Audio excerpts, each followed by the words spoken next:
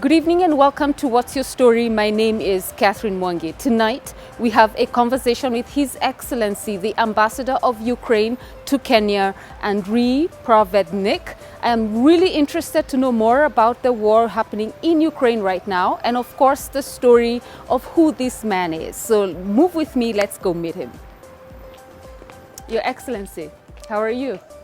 How do you do? I'm fine. I'm well, thank so you. So nice to meet you and you here. Too. And welcome to the Embassy of Ukraine. Thank you. But even more than that, welcome to Ukraine, because inside the building you will be in Ukraine. Right, the territory of Ukraine. Yes, correct. Thank you so much. I'm You're really welcome. looking forward to know your story and of course what's happening in Ukraine right now. So you're ready to share that with me? Definitely, it will be my honor and pleasure to share it with you and to allow Kenyan audience to know about Ukraine and about the situation in Ukraine, about what we are fighting for. And I'm sure that will help Kenyan audience to better understand my country. Awesome. So lead the way. Please. Thank you. Thank you. So welcome to the program, Your Excellency. Thank you very much. It's my honor and pleasure to be here with you. I'm Andriy Pravednik, as you already mentioned. I'm Ambassador of Ukraine to Kenya. I had the privilege to serve as Ambassador of Ukraine to a beautiful country starting from November 2018. Oh, wow. Means I'm in my 5th year, most probably the last one. Oh, is it? Yes, because we usually serve for 5 years. Yeah. That means that this year will be 5 years from the date when I came to Nairobi, and that means that I might be called back home to serve in a different capacity. But the final decision lies with the President of Ukraine, Volodymyr Zelensky. If he decides that I'm serving to the best interest of Ukraine and Kenya here in Kenya, then I might be extended for another year. But then I'll definitely will have to go back home. Okay, I understand that. So you are an ambassador of the highest rank, extraordinary plenipotentiary envoy. What does that mean? In diplomatic service, that's the highest rank you can get and the highest position you can get. And I think that most of people serving in the diplomatic service of any country wishing at some point at their career to reach the height of ambassador of his or her country. Right. And I'm lucky one since, my dream came true. Yes. I'm serving as ambassador of Ukraine. And I can tell you that for my almost 4.5 years being here in Kenya, I was doing everything I could to deepen relations between Ukraine and Kenya. And to make, at the end of the day, to make the lives of Ukrainians and Kenyans better. How would you summarize that experience, especially here in Kenya? What are some of the bilateral relationships that Ukraine and Kenya have enjoyed since you came? We really developed our relations in all spheres, political, economic, cultural. During my tenure, we had a visit of my Minister Kuleba, to Kenya last October. Then we had political consultations in Kyiv, Ukraine, back to September 2020. And Kenyan delegation was headed by then Chief Administrative Secretary of the Ministry of Foreign Affairs of Kenya, Mr. Nawamba. And on our side, the delegation was headed by the Deputy Minister Senik. These consultations open up a new page in our relations, seeing we have agreed to work closer in all spheres, not only in political sphere, but in all spheres, really, in economic and cultural. And I can tell you that we hope that in a week's time, the memorandum of understanding between National Commission of UNESCO of Ukraine and National Commission of Kenya will be signed, which means that we open up in a way, an additional chapter in our relations when we'll be able to work together to preserve cultural heritage of both countries. And we hope that it will definitely serve for the benefit of our people. Yeah, both countries. Both countries. Yes. So why was diplomacy attractive for you when you were starting out, after university? Why did you pick or choose this path? When I was at the last year of my school, secondary school, I was thinking becoming an army officer and to serve in the army. But then I was not successful in getting a place at the military academy, and I had to go to serve in the army for 2 years because we still have conscription in Ukraine. Okay. That means that every Ukrainian citizen reaching the age of 18 years old should go and serve. Okay, now it's different. Okay, now it's 1.5 years. Okay, but during my time it was 2 years. Yeah. And I served in the border guards, protecting the then Ukrainian borders with other country. And then I came across with information that there is a special institution preparing people for diplomatic service, and I decided to try. I was successful. I've been selected, and I had a privilege, an honor to study for 5 years at the Faculty of International Law. And then after graduation, I joined the ministry in July 1993. Means in 2 months I'll be celebrating 30 years of my diplomatic service. That's amazing. So you have served in different countries in the world.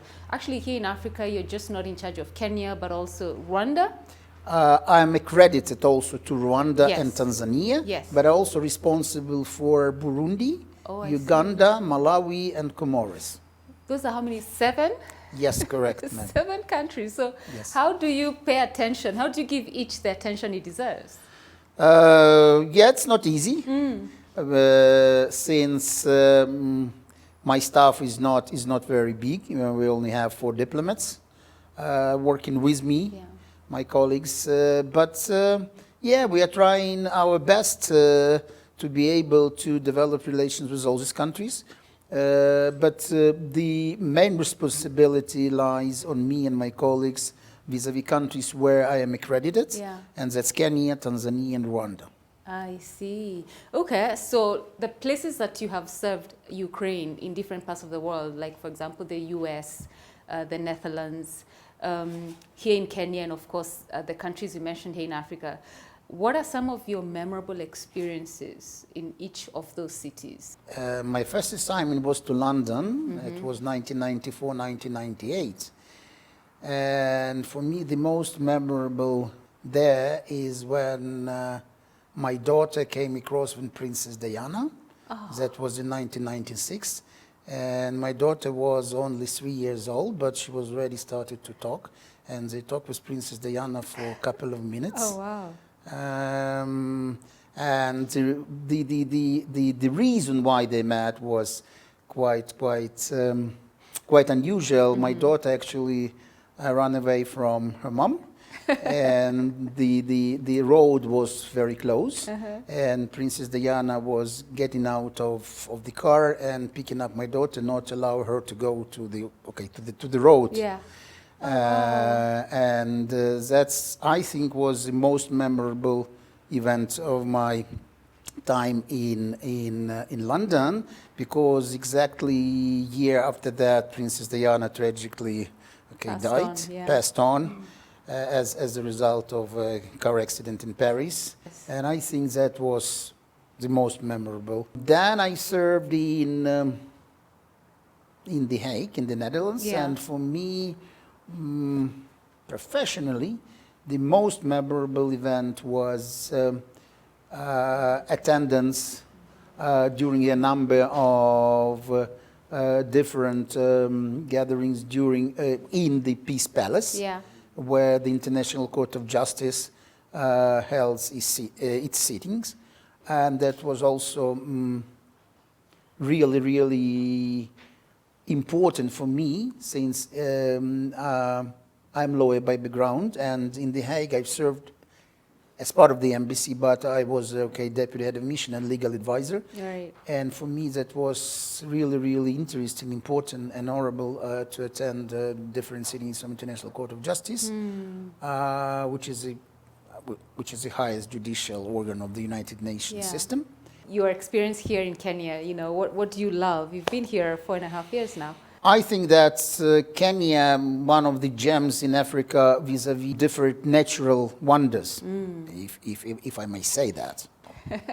Okay, that's some really positive outlooks that you have for us. Thank you very much. So I remember when we first met, and I said this to you, your grasp of history is unlike anyone's I have met. I mean, you have history you enjoy history, first of all. Yes, definitely. Yes, and more so the history of Ukraine. Of course, you know, that's where you come from. Actually, I developed my interest to history thanks to my dad.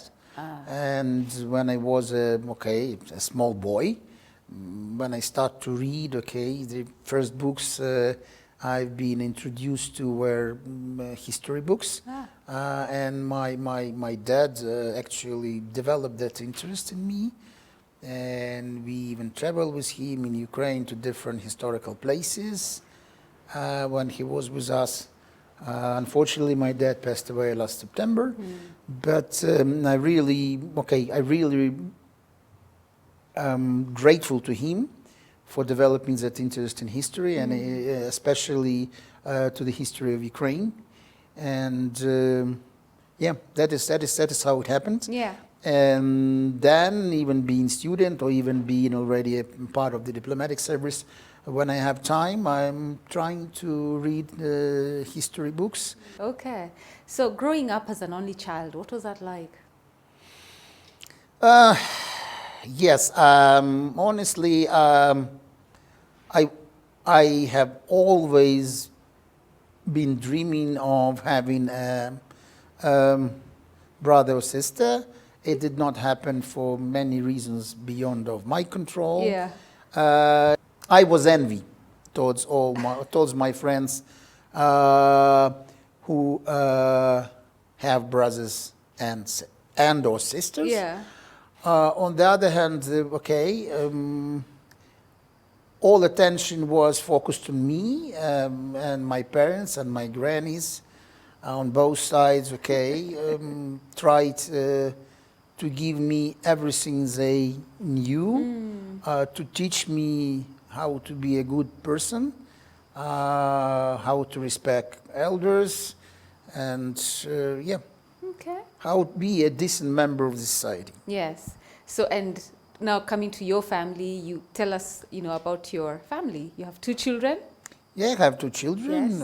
And a lovely wife, yes? Yes, wife. Yes. We are happily married for 34 years. Wow. What is the secret to your happy marriage? Wisdom of my wife. That's a very good answer. That's a very good answer. I love it. And your children, what can you tell us about them? We have a daughter who will be turning 30 this year. Yeah. She's a very bright girl. She's the best for me in this world. Oh, she works for an international company. Okay. And enjoyed her life. Yeah. My son is 24 and a half. Will be turning 25 closer to the end of the year. Yeah. He's still a last year student at the University of Maastricht in the Netherlands. Before we go for break, I think I'm going to ask the question that everybody's waiting for. Ukraine came into global limelight in February last year when Russia invaded Ukraine. And and I know there's a lot that has been written about it, but it'd be great to hear from you. I am convinced that this war happened because Russian political elite and their president, President Putin, have a distorted understanding of history. Okay. Unfortunately, what they say and continue saying is that Ukrainian and Russian people are the same, Ukrainian and Russian language are the same, that Ukraine is only dialect of Russian, and Ukraine is an integral part of Russia, and so on and so forth. Unfortunately, that is distorted understanding. If I'm trying to use diplomatic words, is distorted understanding of history. We do have our own history, and I always give an example. Mm-hmm. The capital of my country, city of Kyiv, Yeah. had been established in the year 482, Okay. more than 1,500 years Ago. ago. Mm-hmm. City of Moscow, which is the capital of Russia, had been established in the year 1147, Uh-huh. more than 700 years later. Yeah. How then someone can say that we are the one nation, we are one country, we are the same people?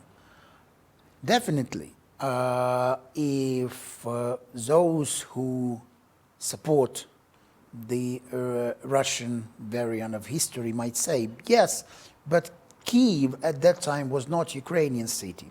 Yes, and I will recognize that fact, but it was a city established by the Slavic tribe called Polani. Okay, the tribe Polani were the biggest, and they established a city, and we are direct descendant, which could be easily found in different even written sources of this tribe, and we are proud that Kyiv is still our capital, and I'm sure that it will be our capital for years to come, for 1,000 years to come. Yes. So when Ukraine was invaded on February 24, right? Yes, correct. Yes. I would imagine that any country in the world would have intelligence that something is about to happen.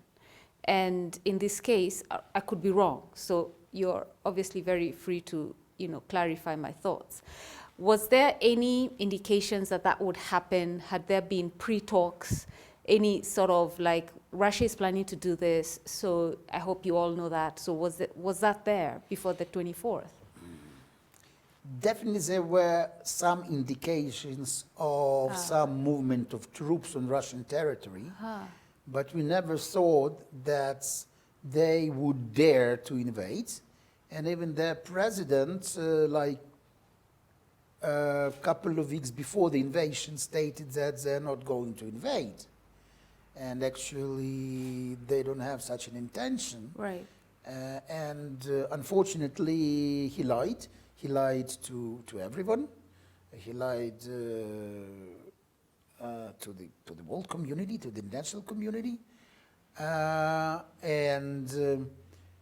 They call it different way, which only acceptable for this country, for Russia. They call it special military operation, which is again a blatant lie, because it's a full-scale, unprovoked and unjustified invasion. Vis-a-vis, war or aggression as such. Aggression started not on the 24th February 2022. Russian aggression against my country started at the end of February 2014.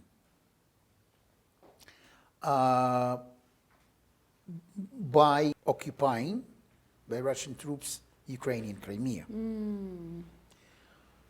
And it's also a very well-known fact that they printed medals called for the return of Crimea well before they've actually occupied Crimea.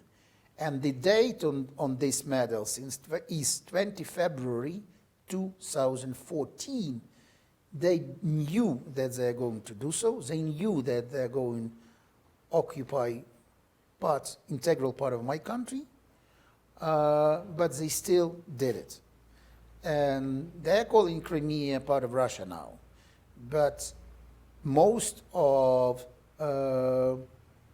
democratic countries, most of countries which respect international law and international rules, do not recognize Crimea as part of Russia, and they recognize Crimea as an integral part of Ukraine.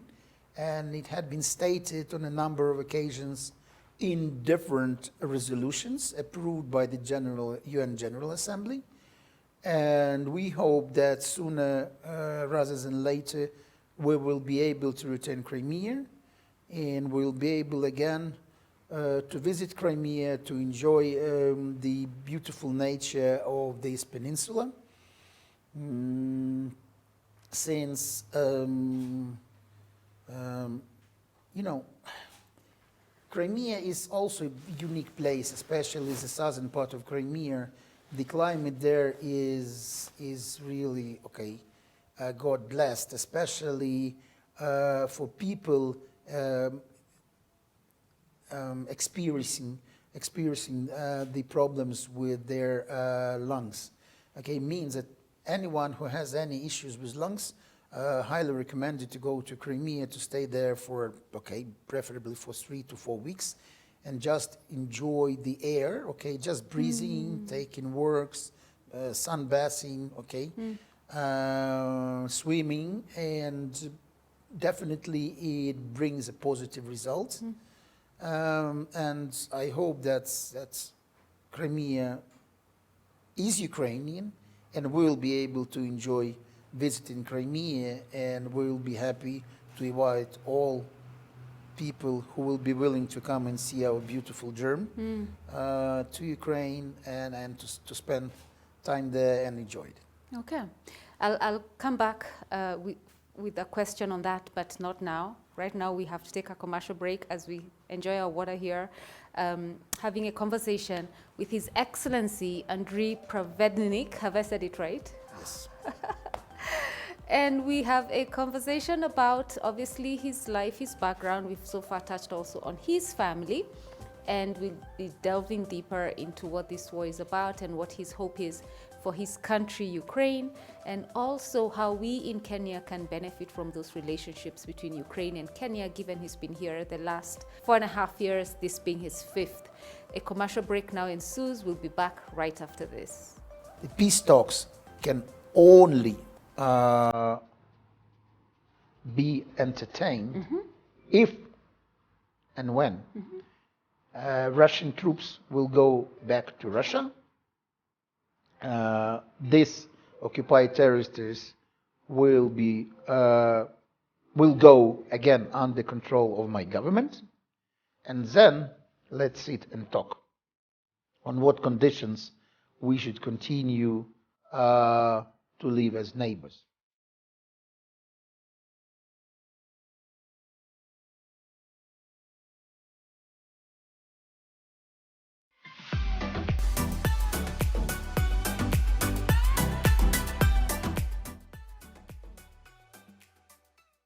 Welcome back. This is What's Your Story, now showing here on KTN Home.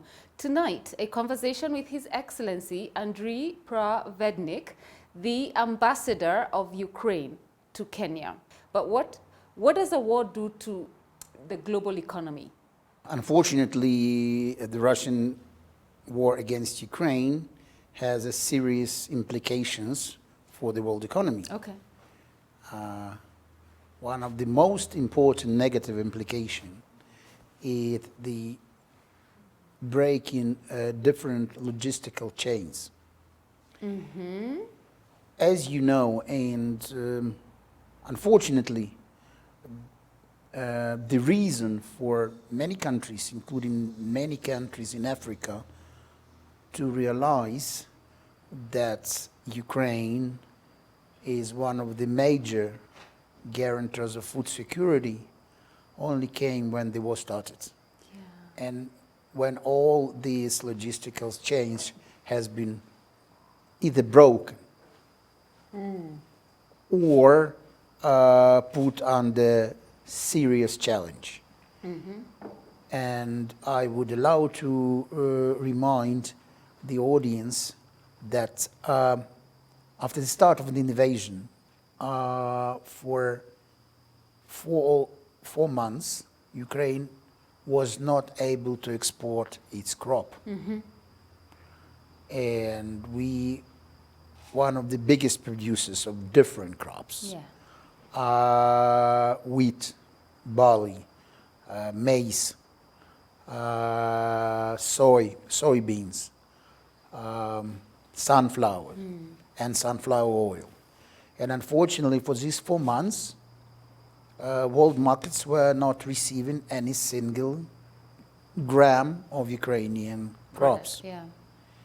Then, thanks to proactive position of the UN Secretary General Guterres and the Turkish President Erdogan, we were able to strike a deal. Ukraine, UN, and Turkey.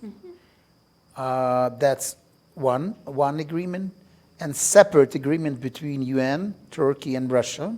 Okay. And according to these 2 agreements, Russia guaranteed that we will establish a so-called grain corridor for the safe passage of ships from Ukrainian ports to port of Istanbul in Turkey. Then in the port of Istanbul in Turkey, all the ships going through inspections. And after that, they going to their final destinations, to the countries which, expecting that crops to come. Yeah. And starting from July, when we opened that grain corridor, Ukraine was able to export 10 million tons of grain to a number of countries. We've been able to export around 300,000 metric tons of grain to Kenya. Donation of Ukrainian grain in the amount of 25,000 metric tons had been brought to Kenya, to the port of Mombasa on the 20th of March this year. And now it is being distributed. For us, it's definitely something we are doing from the deep of our hearts. From what I hear, or even from the little I've read about this war, it appears, and also what you've said, like in the part 1 of the show, where you spoke about the invasion in 2014, where Russia occupied three cities. And so I have a two-pronged question on that. So why, first of all, these 3 particular cities? You already spoke about Crimea, which we get it, but why not Kiev or any other city? That's 1. 2, Russia and Ukraine are both members of the UN Security Council. And I would imagine that being a member of that body, Ukraine should have either been protected a bit more, or there should have been peace or resolution or ceasefire by now. So why hasn't that been the case? Okay. The reasons why Russia started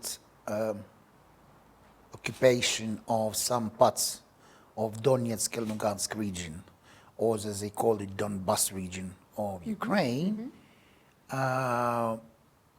is based on their view on these regions as completely Russian-speaking regions of Ukraine. They pretended to come there and to protect Russian-speaking population from Ukrainization, as they call it. That notion in itself is wrong. But then, in mid-30s, Soviet regime brought ethnic Russians from Russia proper and to settle them there in this region. And definitely the regions gradually became Russian-speaking. Even after the start of the Russian aggression in 2014, we still had Russian schools in Ukraine, Russian newspapers, Russian FM radios, Russian TV stations, which were readily available to anyone who was willing to listen news in Russian or to read news in Russian, Right. or for their kids attending schools where the language of instruction was Russian. That means that we never persecuted Russian-speaking Ukrainians. And let's say, even in the capital city, city of Kyiv, at least 35% were Russian-speaking, 40% of population were Russian-speaking. But by starting that invasion, Russians got completely opposite result. Because now I personally know a number of people who were Russian-speaking, but who were decided to relinquish Russian language as such after 24th of February, after the start of the invasion, after they experienced all that missile attacks, the loss of their relatives or friends or close ones. And I personally know hundreds of people who were Russian-speaking before and who switched to Ukrainian and decided never ever use Russian as the language of their communication with other people. Security Council consists of 15 states. 5 of these states are so-called permanent members, which, members of the council forever. And that's Russia is in that group. Russian is that group. There are 5 countries. It's United States of America, France, the United Kingdom, China, and Russia. 10 others, they are called non-permanent members. And they're being elected as members of the council on the rotation basis from each geographical group. And they serve 2 years. Ukraine is not the council member now.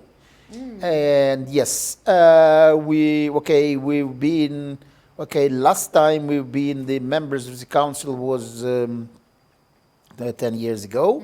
But again, the reason for that is not that Ukraine is not willing to be a non-permanent member of the council. The reason for that is there are many countries in the geographical group which are always willing to be the members, and means that we have this so-called rotational basis. And probably Ukraine, or not probably, Ukraine will definitely be the member of the council again, but in the coming years.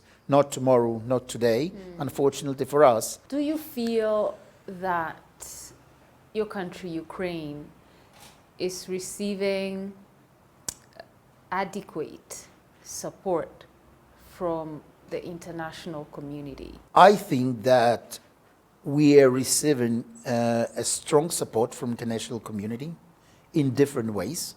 And there are many countries all around the world which helps Ukraine to withstand the Russian invasion and to fight for our independence and territorial integrity. Definitely there are still a number of countries which keep in neutrality. And we are definitely working with them to show them the facts of Russian atrocities and to bring them on our side. And when I'm saying on our side, I do not only mean Ukrainian side, but I mean on the side of good, against of the side of evil. There is a UN body called Human Rights Council, and based in Geneva. And Human Rights Council decided to establish a group of experts to come to Ukraine and to investigate all these facts which I mentioned before. And that is this group of international experts, not Ukrainians, actually collected all the facts and will be preparing a report. And according even to preliminary figures, all that I mentioned is real facts of Russian atrocities or war crimes committed by Russian soldiers, and we hope that rather sooner than later all those responsible will be brought to justice.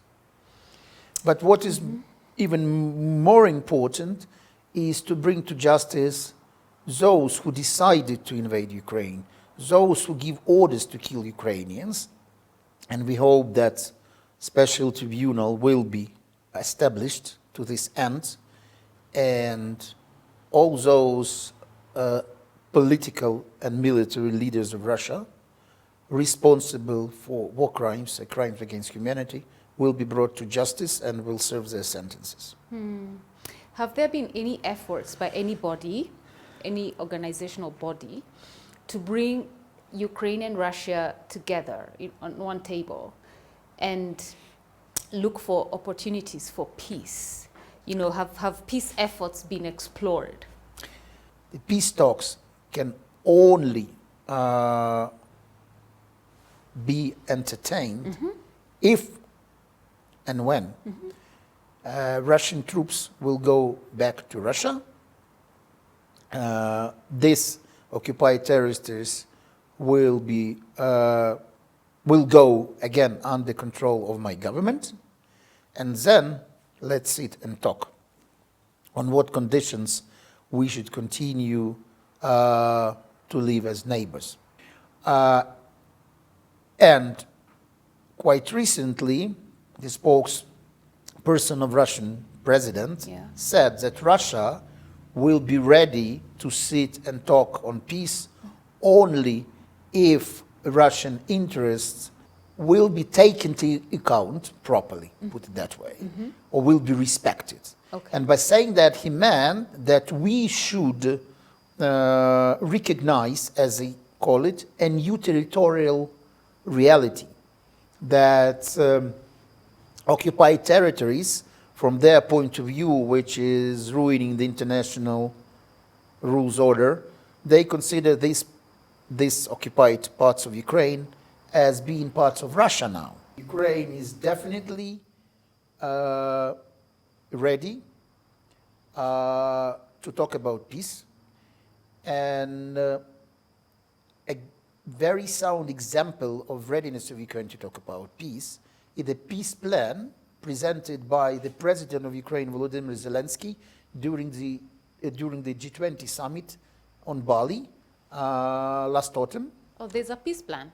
Yes, okay. Presented by my president. Okay. Unfortunately, Russians are not willing to talk about that peace plan. And that plan consisting of 10 points aimed at bringing long-lasting peace back to Ukraine. So, Your Excellency, let me see if I have gotten what you have said right. So, Russia says, get used to this new reality. Correct. Ukraine says, we will sit at the table. Once Russia leaves our territory, then we can sit and plan how we are going to live moving forward. Yes, correct. I see that like as a standoff that someone, maybe the US or even Kenya, can need to come around the table and say, okay, Russia says this, Ukraine says this, so can we decide on this? So has that happened? There were attempts of some UN in the first place, and some foreign leaders to talk to both sides. Okay. But again, it's not Ukraine which is not willing to discuss options. Because unfortunately, the truth is that it is Russia which says, no, either they accept this new territorial reality or not. And that is the point. I don't think that for any country or for any nation, it would be acceptable if someone trying to impose on this country or on this nation some preconditions which are simply not acceptable at all, because we are talking about Ukrainian territory and Ukrainian people. And I can give you another example of the Russian committing war crimes. They forcefully move our children, Ukrainian children, from occupied territories to Russia. The goal of that is to upbring them as Russians. They actually allowed the simplified adoption for Russian nationals willing to adopt these Ukrainian kids forcefully moved to Russia. And quite recently, we actually managed to bring back a group of Ukrainian children back home. And if you listen to their stories, they told that they've been actually forced to forget Ukraine. They've been even beaten for having in their phones Ukrainian songs. How then we could expect that these kids would consider Russians as brothers and sisters if they've been beaten, if they've been forced to do to do anything which went against their will. And let's be honest that that aggression against Ukraine created a challenge to our relations with Russian people. As we say goodbye, I know obviously your heart and the heart of many Ukrainians, every Ukrainian, and the people giving support globally is for peace, a peace solution to be found and for peace to prevail so that Ukraine can start to rebuild. Because what was once a beautiful, beautiful, beautiful country, looking at pictures now, so much has been destroyed. So many families have been separated. Most have lost their children, their husbands in the war. And when we see that, especially we here in Africa who have, had our fair share of wars, if you look at Rwanda, Sudan, Somalia, the Congo, Uganda as well, and even here in Kenya, once in a while we suffer, but it's just internally. So I cannot imagine what this could be doing to, the people in your beautiful country. And so what would your last words be as we say goodbye? And you could even look at the camera should you wish to. First of all, I would like to ask Kenyan audience and all Kenyans who will be watching this or listening, please stand with Ukraine. We really need your support to continue our struggle for independence of my country and territorial integrity of Ukraine. Your support is vital. We know that hundreds of thousands of Kenyans share our view on what's going on and realize that Russia is committing war crimes and crimes against humanity in Ukraine right now. Again, please stand with Ukraine. Your support is vital, and I'm sure that with your support and support of many others, like-minded countries, like-minded nations, like-minded people, we will be able to reach peace, but to reach peace on the conditions of truce, not on the conditions of Russian invaders. Thank you. Your Excellency, thank you so much for sharing your story and also the story of your beautiful country, Ukraine. We appreciate your time. Thank you very much indeed. It was my pleasure and honor being here today with you, and I hope we will have another opportunity to meet when Ukraine wins and peace will come to Ukraine, and we'll be able to restore people-to-people contacts between Ukrainians and Kenyans to the full extent as it used to be before the Russian invasion. And I hope that young, talented Kenyans will be able to come back to study in Ukraine, and we'll be able to provide them with scholarships as planned. And I hope that our relations will grow. Thank you, sir. As we hope as well. Thank you for your time. You're welcome. And to you watching, I am so grateful that you made the time again this week to watch What's Your Story. I'm Catherine Mwangi. We say goodbye now. Remember, the show goes right up on YouTube, and there's a repeat this coming Saturday at 6 p.m. You have yourselves a wonderful rest of the week.